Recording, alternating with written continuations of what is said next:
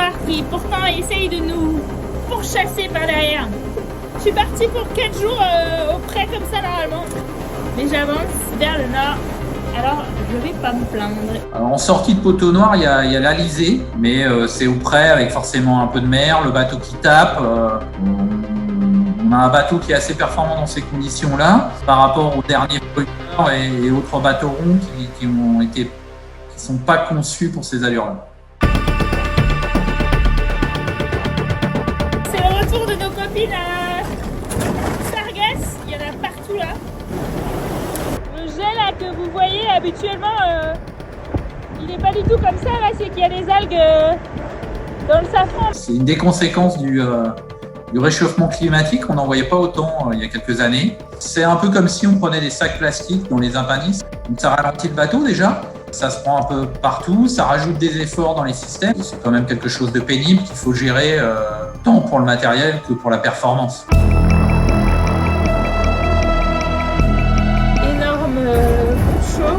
J'ai eu l'horreur d'ouvrir les yeux quand j'étais dans ma banette et de constater que le bruit des vagues, en fait, il n'était pas à l'extérieur du bateau, mais il était dans le bateau.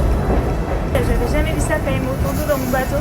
On savait déjà depuis une trentaine d'heures qu'il y avait un tuyau de ballast qui s'était débranché du système avec les vibrations ou peut-être une précédente petite erreur de manipulation qui a rajouté de la pression dans un tuyau alors qu'une vanne était fermée. Sans s'en apercevoir, elle a rempli le bateau plutôt que le ballast. Cette quantité d'eau s'est approchée des batteries et de tout le câblage électrique du bateau.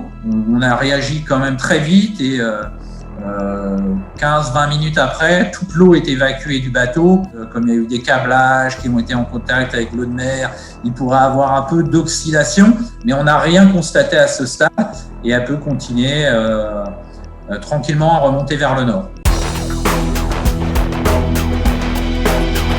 J'ai tellement peur qu'il y ait quelque chose jusqu'à la dernière minute qui m'empêche de boucler la boucle, que je suis vraiment concentrée sur mon bateau et sur toutes les choses qui me restent à faire. D'ici demain matin, ça va être très très mou. Ça va me permettre de ranger un peu mieux le bateau, de tout vérifier avant le dernier sprint. Ça y est, c'est le Vendée Globe 2020-2021 qui est en train de se terminer. Elle doute toujours quand même un peu, en effet, tant qu'on est sur l'eau, on redoute le pépin technique, on a eu cette alerte avec l'eau. C'est la course certainement la plus dure au monde. Il faut être concentré jusqu'au bout, on l'est, Clarisse l'est évidemment à bord. Faire le Vendée Globe, c'est avant tout avoir envie de le terminer.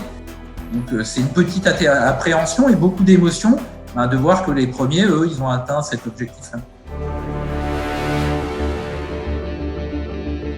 D'ici le week-end, Clarisse devrait attraper un petit bout des dépressions qui arrivent sur l'Europe, à peu près au niveau des Açores, là, juste au-dessus des Açores, et qui va la propulser relativement rapidement vers le Cap Finistère. Et puis on l'attend sans doute mardi dans la journée ou mercredi matin au Sable.